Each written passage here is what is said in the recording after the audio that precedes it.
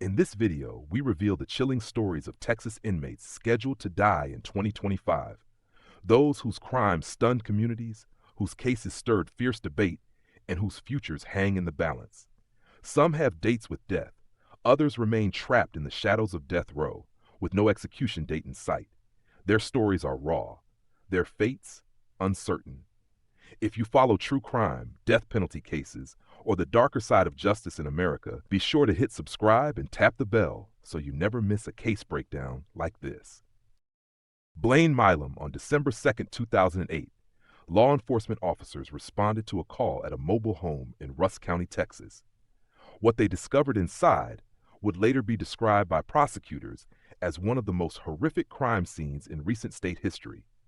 The victim was Amora Carson, a 13-month-old toddler who had been left battered, bitten, and ultimately killed. According to investigators, Blaine Milm, just 18 years old at the time, and his fiancée, Jessica Carson, Amora's mother, believed the infant was possessed by a demon.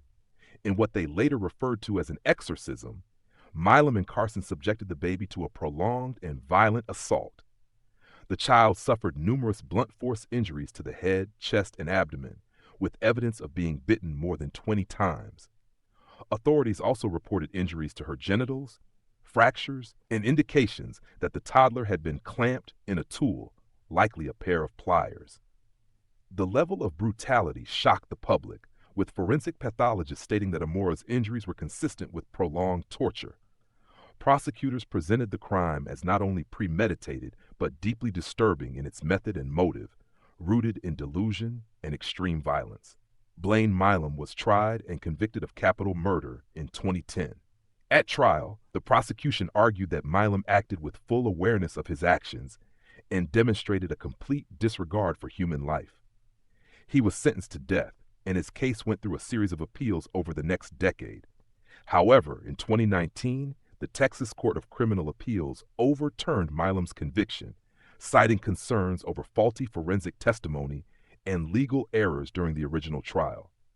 A new sentencing hearing was ordered, and in 2021, after a retrial, Blaine Milm was once again sentenced to death.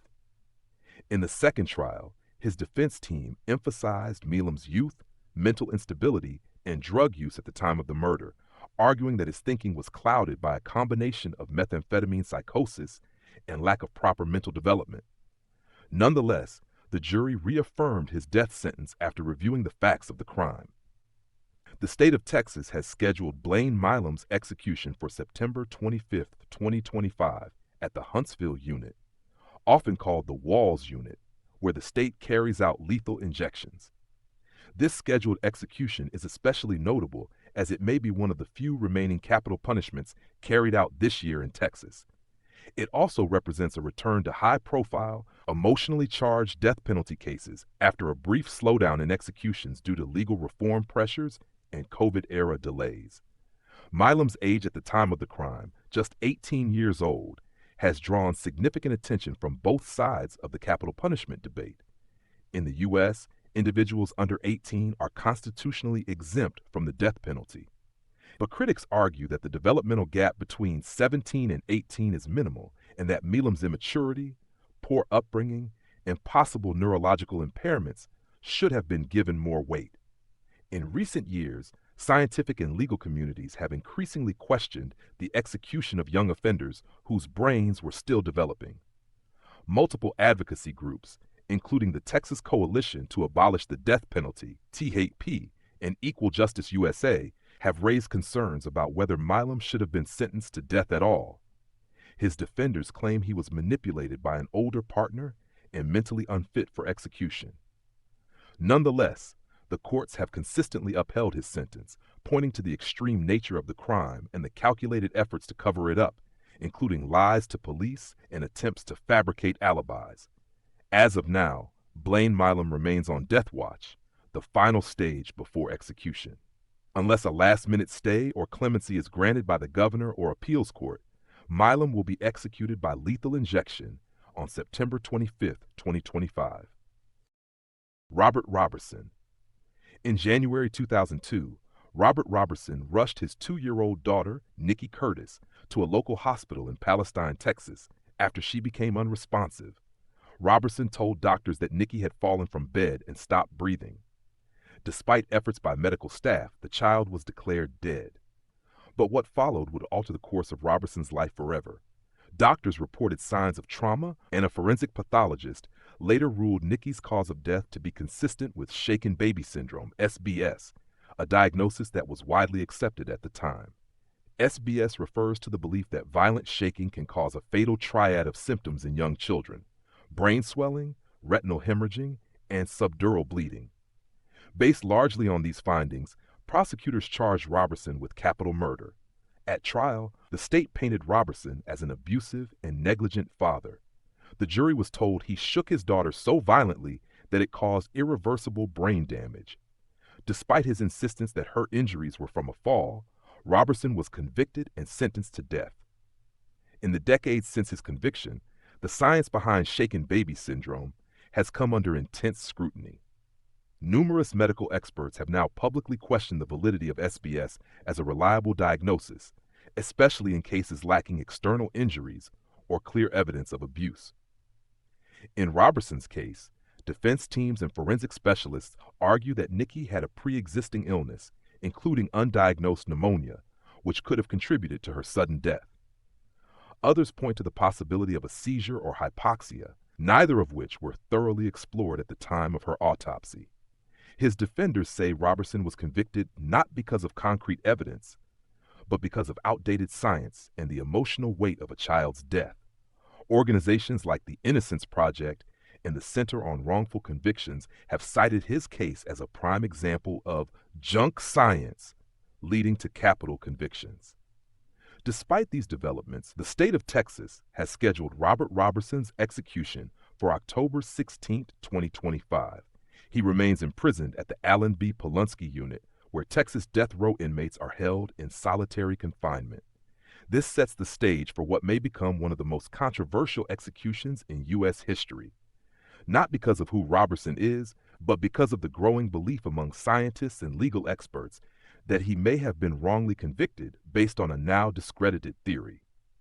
Over the years, Robertson's attorneys have filed multiple appeals, citing new medical testimony, flawed forensic assumptions, and a lack of consideration for Nikki's full medical history. In 2016, his execution was briefly halted by the Texas Court of Criminal Appeals, which agreed to review evidence suggesting his conviction was based on faulty science. However, in 2022, the court ultimately upheld the conviction, claiming that the new information would not have changed the outcome of the trial. Robertson's legal team has since turned to federal courts, but unless the U.S. Supreme Court intervenes or Texas Governor Greg Abbott grants clemency, Robertson will be executed. If carried out, Robert Robertson's execution could become a turning point in the national conversation about science and justice. Legal scholars have warned that executing someone based on forensic theories, now deemed unreliable, sets a dangerous precedent. His case has already drawn the attention of major media outlets, legal think tanks, and human rights organizations. As the scheduled date draws near, advocates continue to push for a stay, arguing that the cost of getting it wrong, especially in a death penalty case, is simply too high. David Leonard Wood. David Leonard Wood's case is one of the most infamous serial murder cases in Texas history. Dubbed the Desert Killer, Wood was convicted for a series of gruesome killings that shook the city of El Paso in the late 1980s. Between June and September of 1987, 6 women, many of them teenagers or young adults, went missing. Their remains were later discovered in shallow graves scattered across the northeast desert area of El Paso. The victims included Ivy Susanna Williams, 23, Rosa Maria Casio, 24, Marjorie Knox, 14, Angelica Frausto, 17, Karen Baker, 20, Desiree Wheatley, 16. All 6 were last seen alive in the company of David Wood, a convicted sex offender with a long criminal history involving sexual assaults and child molestation. Many of the victims had troubled backgrounds. Some were runaways or involved in sex work, which prosecutors argued made them vulnerable to a predator like Wood. The bodies were discovered partially decomposed and buried in remote desert sites.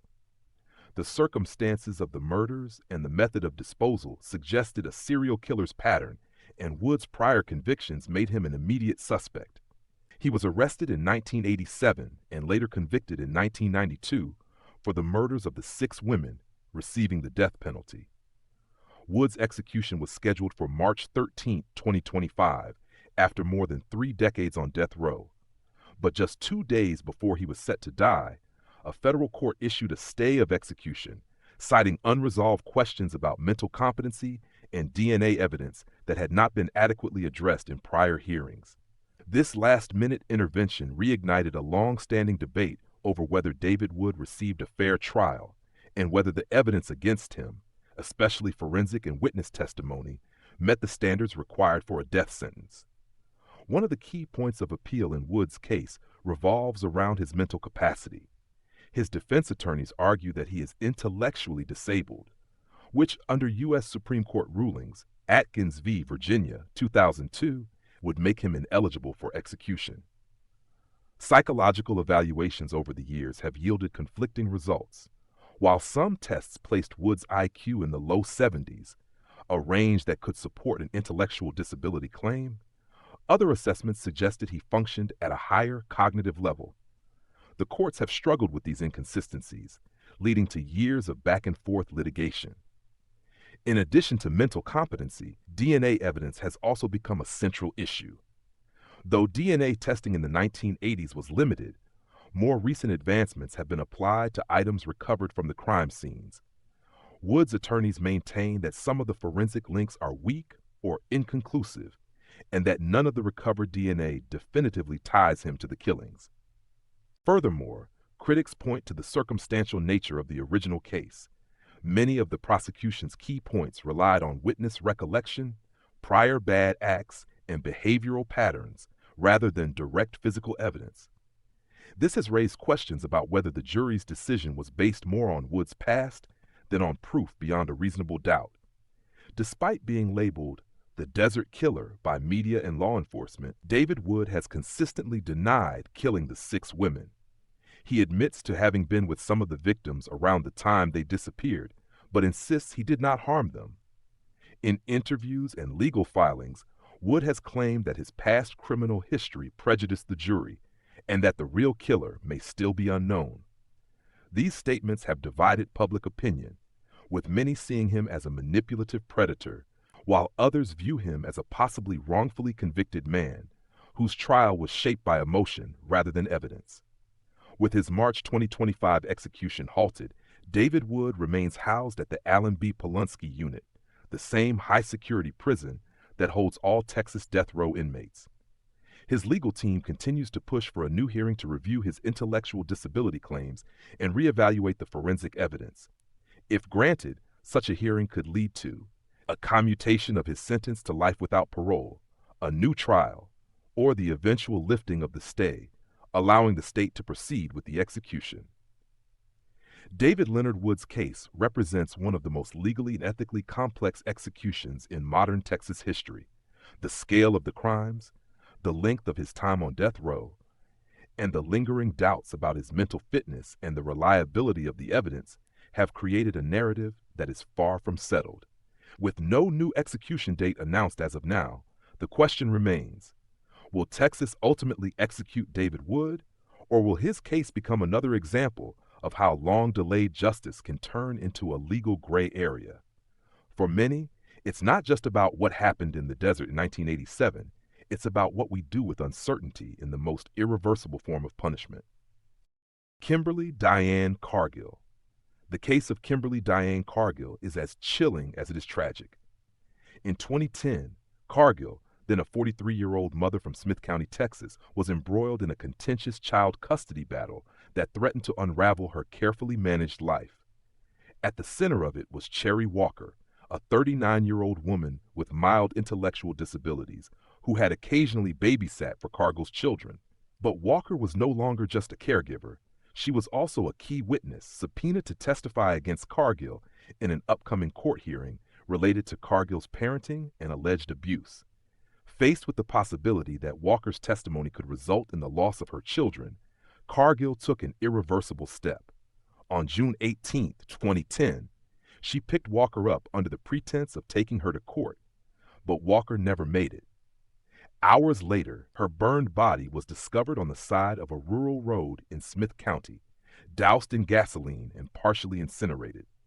The fire was set in an attempt to destroy evidence. Cargill initially denied involvement, but inconsistencies in her story, phone records, and forensic evidence, including Walker's remains in Cargill's car, soon pointed back to her. After a thorough investigation, prosecutors charged her with capital murder, arguing that the killing was a calculated effort to silence a vulnerable witness. Kimberly Cargill's trial began in 2012 and quickly drew national attention. The prosecution painted her as manipulative, controlling, and narcissistic, highlighting a long pattern of abusive behavior, neglect, and run-ins with Child Protective Services. They argued that Cargill had a clear motive. If Walker testified, it could expose Cargill's abusive past and lead to a permanent loss of custody. The defense team, in contrast, attempted to portray Cargill as overwhelmed and mentally unwell, a mother caught in desperation, not a cold-blooded killer. They claimed the prosecution's case was circumstantial and pointed to a lack of direct eyewitnesses, but the jury was unconvinced. After just 6 hours of deliberation, they convicted her of capital murder. During the penalty phase, prosecutors introduced more damaging evidence: prior criminal charges, past incidents of violence, and psychological evaluations suggesting antisocial tendencies. On June 19, 2012, Cargill was sentenced to death. She became only the 13th woman in Texas history to be handed the death penalty since the Civil War, and the first woman in Smith County ever to receive such a sentence. As of 2025, Kimberly Diane Cargill remains the only woman on Texas death row, held at the Mountain View unit in Gatesville.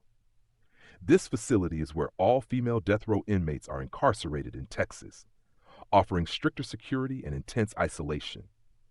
Unlike most male death row prisoners who are housed at the Polunsky unit, Cargill's living conditions involve prolonged solitary confinement with minimal human interaction. She's allowed few personal possessions and has limited access to phone calls, visitation, and outdoor recreation. Despite spending over a decade behind bars, no execution date has been scheduled for her as of now. Her legal team has filed multiple appeals in both state and federal courts, challenging the fairness of her trial, the quality of her defense, and the constitutionality of her sentence. These appeals remain pending. Kimberly Cargill's status as the sole woman on death row in Texas has made her a notable, if controversial, figure in criminal justice discussions. While Texas has executed hundreds of men in recent decades, it has executed only 6 women since 1854. The rarity of female executions has prompted deeper scrutiny of her case, especially in the context of how gender, mental health, and motherhood factor into capital sentencing. Jeffrey Lee Wood. Jeffrey Lee Wood's case is among the most controversial in the history of Texas's death penalty system. Not because of what he did, but because of what he didn't do. On January 2, 1996, Wood waited in a truck outside a convenience store in Kerrville, Texas, while his friend and co-defendant Daniel Renault entered the building to commit a robbery. Inside, Renault confronted the store clerk, Chris Kieran, who was 31 years old and had just opened for the day. During the botched holdup, Renault shot and killed Kieran in cold blood. Wood, who remained outside the entire time, later helped Renault flee the scene, dispose of evidence, and avoid immediate capture. The 2 men were arrested days later. While Renault admitted to pulling the trigger and was tried as the gunman, prosecutors decided to pursue the death penalty against Wood as well, despite him not firing a weapon or even entering the store. How did a man who never pulled the trigger end up on death row? The answer lies in Texas's controversial law of parties, a legal doctrine that allows someone to be held equally responsible for a crime committed by another person if they are deemed to have played a significant supporting role. Under this law, accomplices can be sentenced to death if it's proven they were aware of the plan, anticipated violence, or failed to intervene in the aftermath. In Wood's case, prosecutors argued that he had conspired with Renault to rob the store, knew that Renault was armed, and should have anticipated the possibility of violence. Though Wood claimed he had no idea Renault intended to kill anyone, the jury accepted the state's argument and sentenced him to death in 1998. Since then, Wood's sentence has become a flashpoint in the national debate over the fairness of the death penalty. Critics argue that it is unjust to execute someone who neither killed nor intended to kill. His case has drawn widespread condemnation from civil rights groups, religious leaders, legal scholars, and even conservative lawmakers who believe his punishment doesn't match his crime. Among the key points of contention, Wood had no prior violent criminal history. Psychological evaluations revealed he was mentally and emotionally vulnerable with a history of mental illness, including delusional thinking and low cognitive functioning. He was declared incompetent to stand trial at one point, but was later deemed fit, controversially.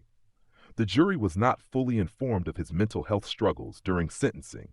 Even the victim's father, Garland Kieran, has publicly stated that he opposes Wood's execution, arguing that justice was already served when Renault, the actual killer, was executed in 2002. Wood's case has gone through numerous rounds of appeals. In 2016, just days before his scheduled execution, the Texas Court of Criminal Appeals granted a stay and ordered a review of claims that false or misleading expert testimony may have influenced the jury's decision. Despite continued efforts from his legal team, Wood remains on death row at the Allen B. Polunsky unit, and as of 2025, no execution date is currently scheduled. However, his legal team continues to fight for either a commutation to life imprisonment or a new sentencing hearing based on updated evaluations and shifting public opinion around the law of parties. Jeffrey Wood's case has become a symbol of the gray areas in capital punishment, where guilt by association can carry the same weight as pulling the trigger. His name has been used in legislative efforts to reform or repeal Texas's law of parties, though no such reform has yet succeeded. As legal scholars and human rights advocates have pointed out, Wood's case raises critical questions. Should the death penalty be reserved only for those who commit murder directly? Is it morally and constitutionally defensible to execute someone based on association and foresight? Now, in his late 40s, Jeffrey Lee Wood has spent more than 25 years on death row for a murder he didn't commit with his own hands. His story is not one of innocence in the traditional sense. He admits to participating in the crime afterward, but it is one of disproportionate justice, mental health, and the limits of the law. Whether he will one day be executed, granted clemency, or see a change in Texas law remains uncertain. But his case has already left a lasting mark on the national conversation around capital punishment and moral responsibility in the U.S. justice system. Willie Roy Jenkins. The case of Willie Roy Jenkins dates back nearly half a century to 1975, when a brutal rape and murder rocked the Houston area. Jenkins was convicted for the abduction, sexual assault, and murder of a young woman whose identity was withheld at the time to protect the family's privacy. The crime was particularly violent. The victim had been strangled and sexually assaulted, and her body was later discovered dumped near a wooded area. Jenkins was quickly identified as a suspect through eyewitness testimony and physical evidence, including clothing fibers and bodily fluids, which forensic experts at the time claimed matched the victim. He was arrested, tried, and sentenced to death in 1976. But while the legal outcome was swift, the story of Jenkins's case would become one of the longest and most legally complex death row sagas in Texas history. As of 2025, Willie Roy Jenkins has been on death row for nearly 50 years, a length of time that places him among the longest-serving death row inmates, not just in Texas, but in the United States. Housed at the Allen B. Polunsky unit, Jenkins has lived through multiple changes in prison facilities, numerous execution protocols, evolving capital punishment laws, and even changes in Texas governors and judicial leadership. His continued presence on death row has become symbolic of a broader problem in the American justice system: the prolonged and often inconsistent process of capital appeals, which can stretch over decades, often leaving both victims' families and the convicted in a state of perpetual legal limbo. Jenkins's case has remained active in the courts for decades, primarily focused on two key issues. One, mental illness. Jenkins's attorneys have long argued that he suffers from serious, lifelong mental health conditions that impair his judgment and cognitive functioning. Several psychological evaluations over the years have pointed to symptoms consistent with schizophrenia, paranoia, and other psychotic disorders. Under Atkins v. Virginia, 2002, the U.S. Supreme Court ruled that executing individuals with intellectual disabilities or severe mental illness is unconstitutional. However, Jenkins's mental health claims have been challenged repeatedly by the state, with prosecutors arguing that his behavior is manipulative, not delusional, and that he understands the consequences of his actions. 2. Sentencing procedure. There have also been questions about the fairness of Jenkins's original trial and sentencing, particularly regarding jury instructions, racial bias in jury selection, and outdated forensic testimony. Some legal scholars argue that if his trial were held under modern standards, Jenkins may not have been sentenced to death at all. Additionally, concerns have been raised about the competency of his original defense team, who failed to present mitigating evidence related to his childhood trauma, abuse, and early signs of mental instability. Despite the nature of the crime and the original sentence, no execution date has ever been set for Willie Roy Jenkins. His legal appeals continue to wind through the courts, and at age 74, he remains incarcerated in solitary confinement, like all Texas death row inmates, under 23-hour-a-day lockdown. There have been periodic rumors that Texas officials may seek to finalize his execution, especially in recent years, amid a push to clear long-standing cases. But advocates argue that such action would ignore decades of unsettled mental health questions and would violate modern standards of decency and justice. Jenkins's name has come to represent the slow grind of capital punishment, where executions are not carried out quickly.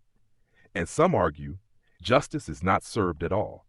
His nearly 50-year wait has sparked legal and ethical debates over whether it's humane to leave someone under sentence of death for so long. Even among supporters of the death penalty, cases like Jenkins's raise difficult questions. Does half a century on death row amount to cruel and unusual punishment? Can a person be executed so long after the crime, when evidence may have deteriorated, and the person is no longer mentally or physically the same? As of now, Willie Roy Jenkins continues to live in legal uncertainty. He is not scheduled for execution, nor has his sentence been overturned. His case sits at the intersection of mental health, due process, and the limits of a system stretched across generations. Whether Texas will ever carry out his execution remains to be seen. But one thing is certain, his story is a stark reminder of how justice delayed can become a lifetime, sometimes literally, without closure for anyone involved. Texas continues to lead the nation in executions, but these cases show how complex and often controversial the path to the death chamber really is. Whether it's new evidence, outdated science, or legal loopholes, the clock doesn't always move forward on death row. If you want more stories like this, real cases, raw facts, and unfiltered justice, like, comment, and subscribe to the channel. Let us know, which of these cases do you think deserves a second look or a final sentence? Thank you for watching. Stay tuned for more deep dives into death row stories from across the U.S. Justice may be blind, but we keep our eyes wide open.